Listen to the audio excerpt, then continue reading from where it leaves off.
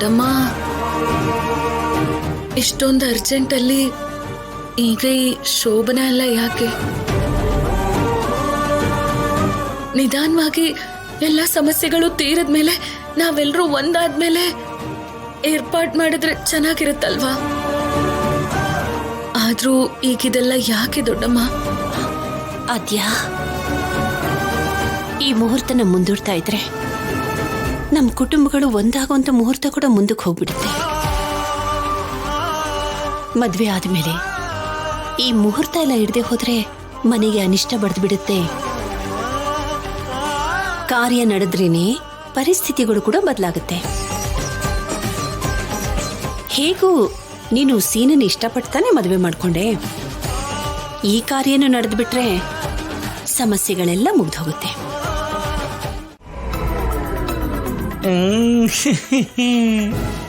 ಸೀನು,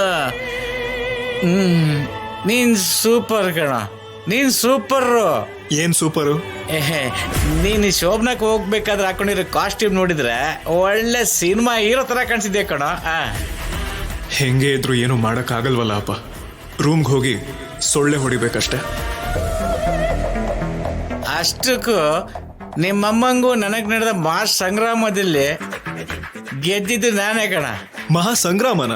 ಹೌದು ಕಣ, ಅದೇ ನಿನ್ನೆ ರಾಜು ಜೊತೆ ಮದುವೆ ಮಾಡ್ತೀನಂತ ನನ್ನ ಹತ್ರನೇ ಸವಾಲ್ ಮಾಡಿದ್ಲು. ಅವಾಗ ನಾನು ಪುರೋಹಿತನ ಗೆಟಪಲ್ ಮಗನೇ, ಪುರೋಹಿತನ ಗೆಟಪಲ್ ಬಂದು ಅವಳ ಪ್ಲಾನ್ನ ಹಂಗೆ ಹಂಗೆ ಹಂಗೆ ಅಡ್ಡಡ್ಡ ಮಲಗಿಸ್ಬಿಟ್ಟೆ.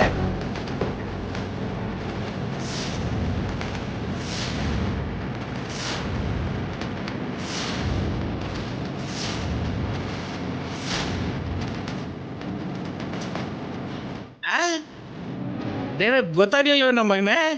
ಅದೇ ಓಂ ಸ್ವಾಹ ಓಂ ಸ್ವಾಹ ಓಂ ಸ್ವಾಹ ಆ ಗೆಟಪಲ್ ಇದ್ದಿದ್ದು ನಾನೇನೆ.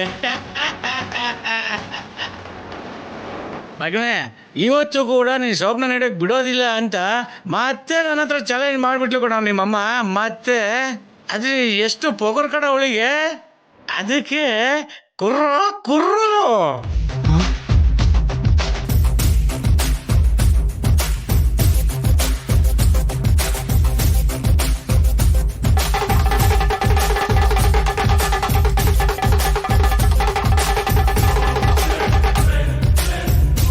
ಕುರ್ರೋ ಕುರ್ರು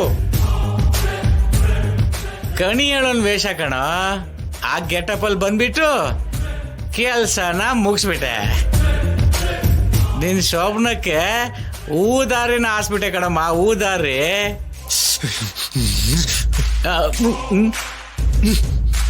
ಅಪ್ಪ, ನನಗ್ ಶತ್ರು ಇಲ್ಲ ಅಂದ್ರು ಅಪ್ಪನ ರೂಪದಲ್ಲಿ ನೀನ್ ನನ್ನ ಪಕ್ಕದಲ್ಲೇ ನಿಂತಿದ್ಯಾ. ಆ ಕಣಿ ಹೇಳೋನ್ ವೇಷದಲ್ಲಿ ಬಂದು ನನ್ನ ಸಾಯೋ ಪರಿಸ್ಥಿತಿಗೆ ತಂದಿದ್ಯಾ. ನಿನ್ನ ಮನ್ಸು ನಂಗೆ ಗೊತ್ತು ಮಗನೇ, ನಿನಗೆ ಏನ್ ಬೇಕು ಅಂತ ಗೊತ್ತು ಕಣ.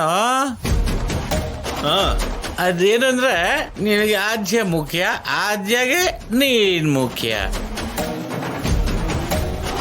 ನಿಮ್ಮಿಬ್ರನ್ನ ಒಂದು ಮಾಡೋದು ನನಗೆ ಮುಖ್ಯ.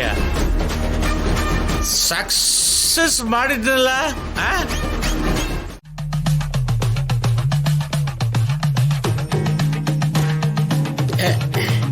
ಏನಾಯ್ತು? ಶೋಭನಾ ಅಂದ ತಕ್ಷಣ ಫೈರ್ ಅಲ್ಲ, ವೈಲ್ಡ್ ಫೈರ್ ತರ ಮುಖ ಇಟ್ಕೊಳ್ಳೋದ ಬಿಟ್ಟು ಇದೇನ ಸುಟ್ಟು ಬದನೆಕಾಯಿ ತರ ಇಟ್ಕೊಂಡಿದ್ಯಾ? ಈ ಶೋಭನಾ ನಡೆಯಲ್ಲ ಅಪ್ಪ. ಯಾಕೆ ಯಾಕೆ ಹೇಳು? ನಿಮ್ ಮದ್ವೆ ಆಗಿದೆಯಲ್ಲ? ಆಗಿದೆ. ಮತ್ತೆ ಇದೇನು ಶೋಭನಾ ನಡೀತಾ ಇದೆಯಲ್ಲ, ಅದ್ರಲ್ಲಿ ನಿಂಗೆ ಅನುಮಾನ ಯಾಕೆ ಬಂತು? ನಮ್ ಪರಿಸ್ಥಿತಿ ಅವಾಗ ಆಗಿತ್ತು, ಅದಕ್ಕೆ ಮದ್ವೆ ಆಯ್ತಪ್ಪ. ಇದು ಶೋಭನಾ ಓಕೆ ಅನ್ಬೇಕಾಗಿರೋದು ನೀವಲ್ಲ, ಆದ್ಯ. ಆದ್ಯ ಓಕೆ ಅನ್ಬೇಕು. ಲೇ ಉಷ್ಣನ್ ಮಗನೇ, ಅವಳ್ಯಾಕೆ ಓಕೆ ಅನ್ಬೇಕು? ಯಾಕೆ ಅಂತಿರಲ್ಲ, ಅವ್ರಪ್ಪ ನನ್ನಿಂದಾನೇ ಕಾಣೆ ಆಗಿರೋದು ಅಂತ ಅವಳು ಅಪಾರ್ಥ ಮಾಡ್ಕೊಂಡಿದ್ದಾಳಲ್ಲ. ಲೇ ಉಷ್ಣನ್ ಮಗನೇ, ಇದ ನಿನ್ ಭಯ? ಇದಕ್ಕೆ ಇಷ್ಟೊಂದು ಯೋಚನೆ ಮಾಡ್ತಿರೋದು ನೀನು? ನಾನಂತೂ ಏನೇನೋ ಅನ್ಕೊಂಡ್ಬಿಟ್ರೆ. ಆತರ ಏನು ಆಗಲ್ಲ ಮಗನೇ. ಹಾಗ ಅನ್ಕೊಳಕ್ ಆಗಲ್ಲ ಅಪ್ಪ. ಆದಿನ್ ಬಗ್ಗೆ ನನಗೆ ಚೆನ್ನಾಗಿ ಗೊತ್ತು. ಅವ್ರಪ್ಪ ವಾಪಸ್ ಬರೋವರೆಗೂ ಶೋಭನಾ ನಡೆಯಕ್ ಸಾಧ್ಯ ಇಲ್ಲ. ಅವ್ರಪ್ಪನ ಸಾಯಿಸಿದ್ಯಾ? ಅಯ್ಯೋ ಇಲ್ಲ ಅಪ್ಪ, ನಾನ್ ಯಾಕೆ ಸಾಯಿಸ್ಲಿ? ಮತ್ತೆ ಯಾಕೆ ಇಷ್ಟೊಂದು ಭಯ ಬೀಳ್ತಿದ್ಯಾ? ಸಪೋಸ್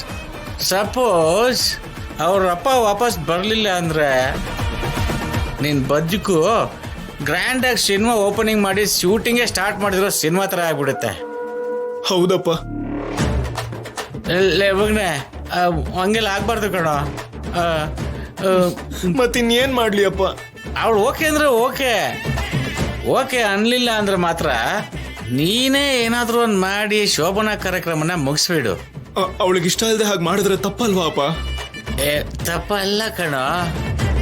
ಅದು ಅಲ್ಲದೆ ನೀನು ಅವಳು ತಂದೆನ ಸಾಯಿಸಿಲ್ಲ, ಅವಳು ನಿನ್ನ ಅಪಾರ್ಥ ಮಾಡ್ಕೊಂಡಿದ್ದಾಳೆ ಅಷ್ಟೇ ಕಣೋ. ಲೇ ಮಗನೇ, ಅವ್ರ ಅಪ್ಪ ಬರೋ ತನಕ ಅವಳು ಕಾಯ್ಕೊಂಡಿದ್ರೆ ನಿನ್ನ ಶೋಭನಾ ಲೈಫ್ ಲಾಂಗ್ ಆಗೋದಿಲ್ಲ. ಅದಕ್ಕೆ ನೀನ್ ಮಾಯ ಮಾಡ್ತೀಯೋ ಮಂತ್ರ ಮಾಡ್ತೀಯೋ ನಿನ್ನಿಷ್ಟ. ಮದ್ವೆ ಹೆಂಗೋ ಆಗ್ಬಿಟ್ಟಿದೆ, ಆ ಒಂದು ಶೋಭನಾದ ಕಾರ್ಯಕ್ರಮ ನಡೀತು ಅನ್ಕೋ,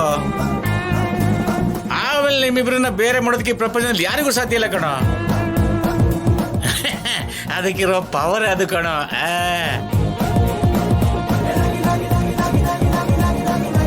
ಇಲ್ಲ ನೋಡು, ಈಗ ಬಂದಿರೋ ಈ ಚಾನ್ಸ್ ನೀನ್ ಮಿಸ್ ಮಾಡ್ಕೊಂಡ್ಯೋ, ಇನ್ನು ನಿನ್ನ ಜೀವನ ಪೂರ್ತಿ ಶೋಭನೆ ಮಾಡೋಕ್ಕಾಗಲ್ಲ, ನೆನ್ಪಿಟ್ಕೋ